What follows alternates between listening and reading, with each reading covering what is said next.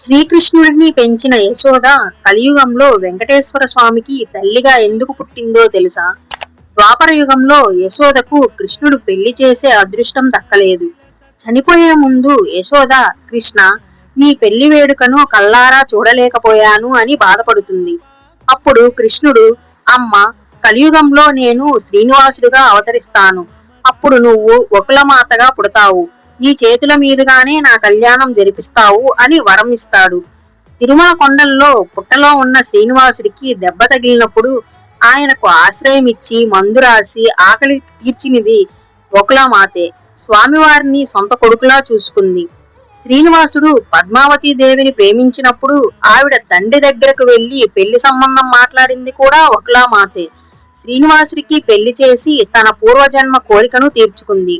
ఇప్పటికీ తిరుమలలో ఒక ఆచారం ఉంది. స్వామివారికి నైవేద్యం పెట్టే ముందు ఆలయ ఆవరణలో ఉన్న వకులామాత విగ్రహం వైపు చూసి అక్కడ గంట మోగిస్తారు. గోవిందా అని కామెంట్ చేయండి.